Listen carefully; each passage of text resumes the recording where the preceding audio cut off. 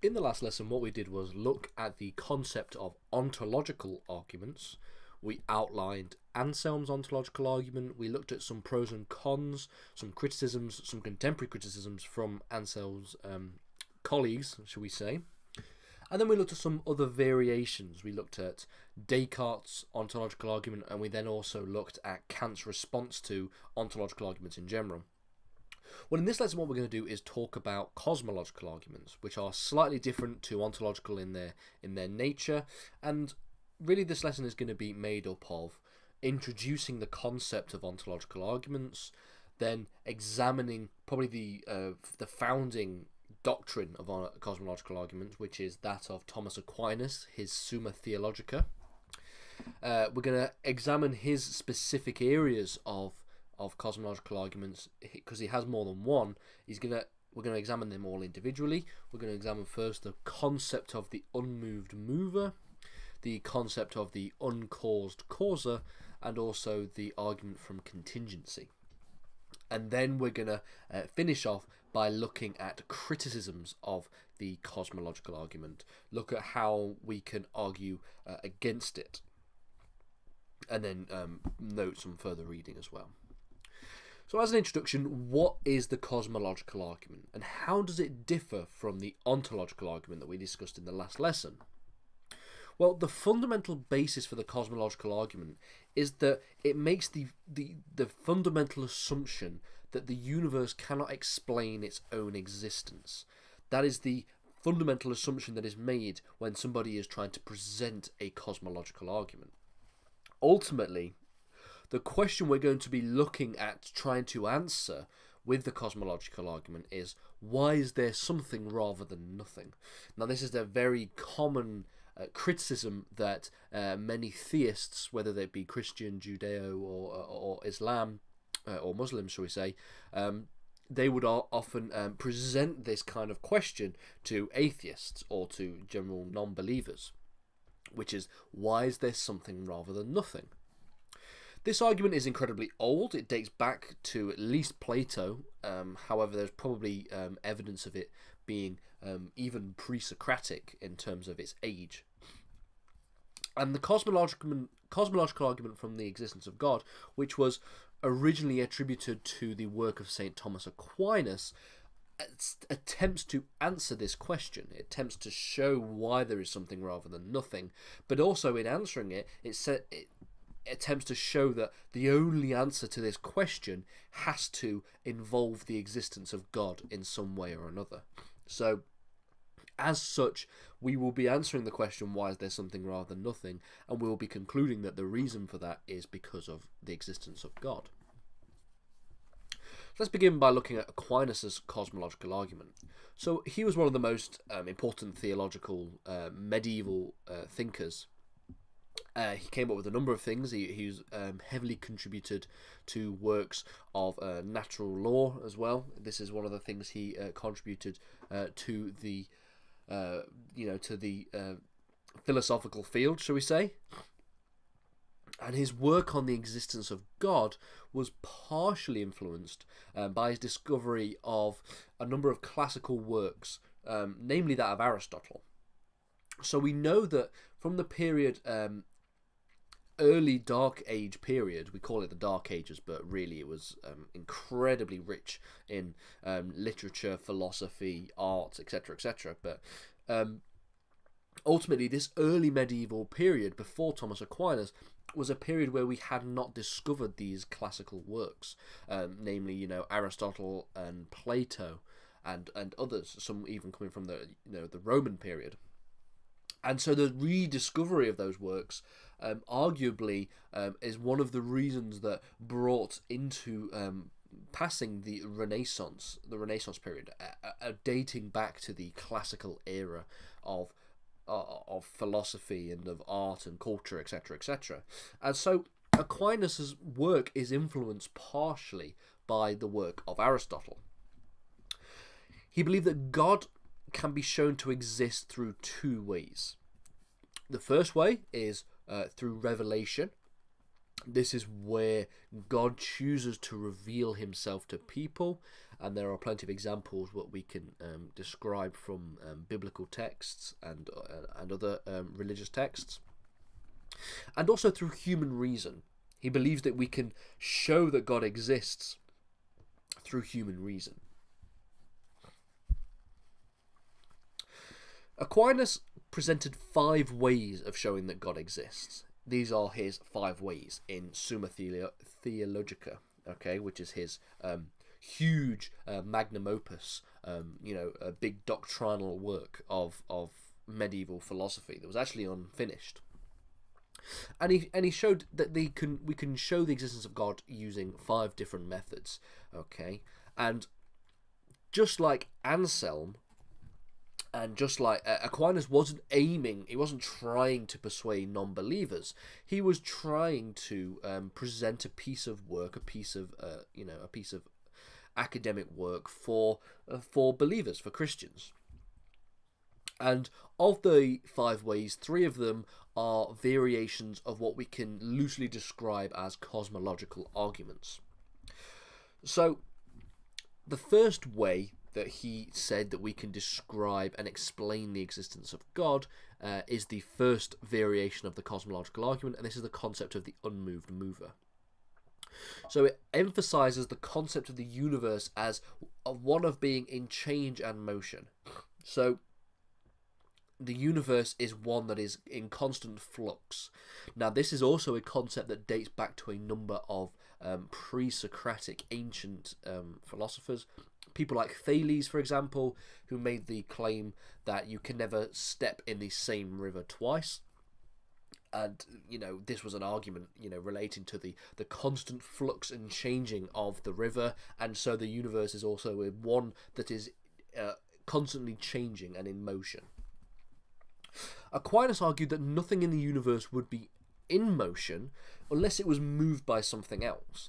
And he uses, you can use your own rational explanations to show this to be the case. If I wanted to move a ball across my desk, in order for me to do that, I'd have to actually put it into motion. It won't just go into motion on its own free will. And so this is the idea that for something to be moving, for it to be in motion, there has to be something that moved it. And he made the claim that things act on other things to change their characteristics. And so, for example, if you have an object that heats up some water, the object must first be hot in itself to heat it up. So this is a very good example of, so if we have a stove, for example, we put a pan on a stove and we have water in it, the thing that's heating up the water is the pan, the reaction with the pan. But the thing that is heating up the pan is the stove. And in order for the stove to be able to transfer heat, to heat up the water in the pan, it would have to be hot itself. So we see this way in which the characteristics of something changes depending on its relationship to something else. And in Summa Theologica, Aquinas writes, whatever is in motion must be put in motion by another. Okay, and I think most, the eagle-eyed viewers will probably understand where this argument is beginning to formulate. So whatever is in motion must be put into motion by another, by something else. But this cannot go on to infinity, because then there would be no first mover. And Aquinas emphasized the concept of dependency. Okay, the universe is in motion currently, therefore there has to be some first movement that brought about this change. Okay, it doesn't make sense to assume that the universe was always infinitely in motion. It had to have been in a stage where it wasn't in motion, and then it came into motion. And the thing that causes that to become into motion must be God. And so this is where we look at the second way in which Aquinas formulates his existence of God. And this is tangentially related to the first. Okay, it's basically the same as the first way, but phrased in a different kind of manner. So in this argument, in his argument, where Aquinas used the concept of moving in the first argument, the concept of movement, something being the first mover, he changed this to address the concept of cause and effect. So he sort of looked at cause and effect in the first way, when he's talking about concepts of dependency, and there has to be something to move something else. And that thing must have the characteristic of movement in order to be able to move something else. The concept of when we talked about the pan being heated up. So Aquinas touched on the concept of cause and effect in the first way, but in the second way he directly addresses it. He argued that the concept of an infinite regress is impossible. Okay, he didn't believe that there could be some infinite causes where something caused something else, which caused something else, which caused something else, etc., etc., all the way down infinitely. Therefore, there had to be some kind of first cause, which brought about the cause of the universe, that brought the universe into motion and into flux. And he called this first cause God. And the reason why we call it the uncaused causa is because for a cause to be the first cause, it has to be uncaused. Okay? You cannot have a first cause that is also caused by something else, because then that something else would be the first cause. So, we call it the uncaused causa.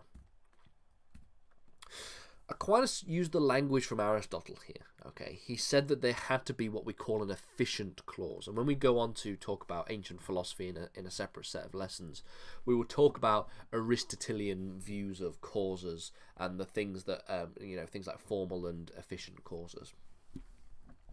Aristotle argued that for every cause there is an agent which brings that cause about. Again, if we talk about a ball rolling on my desk, if I push the ball, I have caused the ball to roll in and become into motion. If I don't touch the ball, if nothing touches the ball, there's no wind or anything like that, no gravity affecting the ball, okay, then the ball will stay where it is. Just like if we're in space, we're in the vacuum of space, and I push the ball, okay, it will continue at that velocity until it hits something, until something else stops it. Okay, nothing, it cannot change its velocity without some kind of other agent, some other kind of thing to bring about that change in velocity. And that thing we call is a cause for that change. So, for example, the efficient cause of guitar music is the guitarist. The efficient cause of violin music would be a violinist. Okay, they bring about that music and they bring it into existence. Aquinas used this concept to argue that the efficient cause of the universe was God. The thing that brought the universe into existence is God. Finally, let's talk about the contingency argument. This is the final way that relates to the concept of contingency. This is the final way of the five that are cosmological arguments. Okay, we will actually talk about the other two in later lessons, but for now the cosmological arguments make up the first three. So, Aquinas argued that everything in the physical world is contingent. We touched upon the notion of contingence and necessity in the previous lesson when we were talking about Kant and Descartes. By contingency, we mean that it depends on something else for its existence.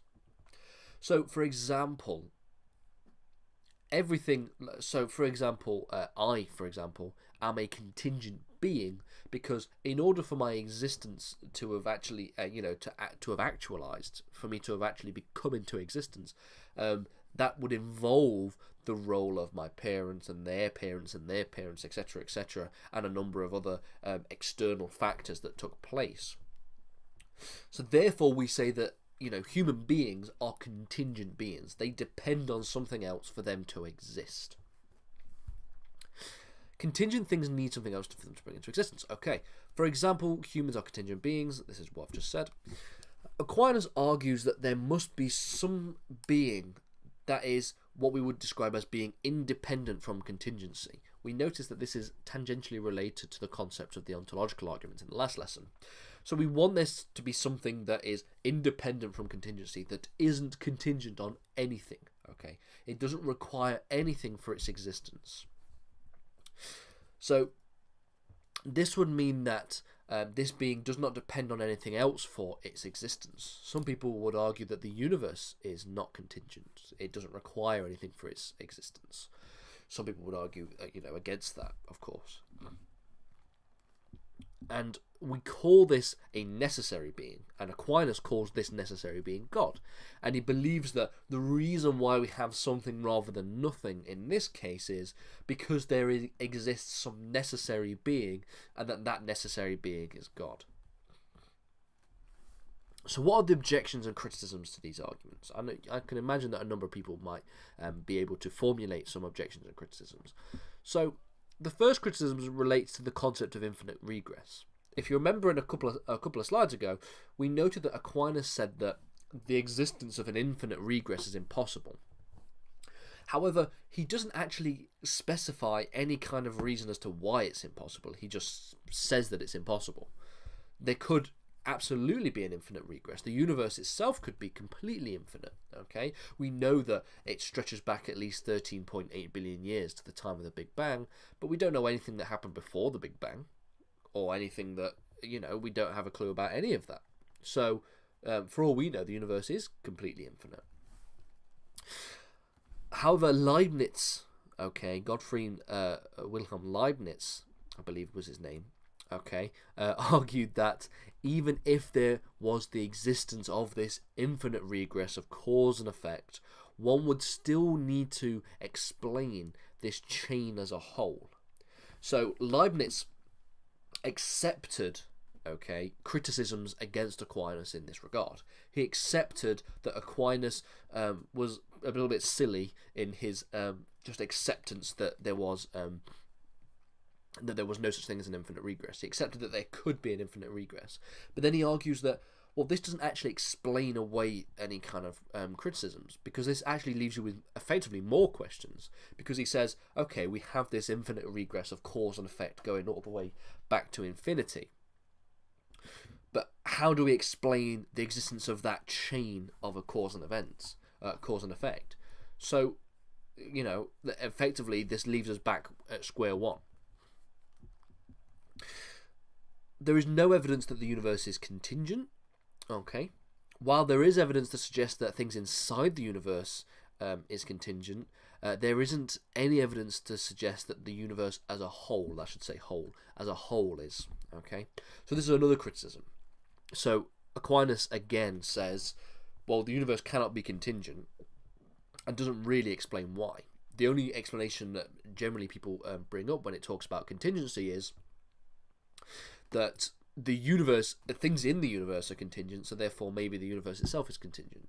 Well, there's no evidence to suggest that the universe is contingent. As we've already noted, there could be this infinite regress, and the universe could be completely necessary and infinite, and we have no cause that brings the universe into existence.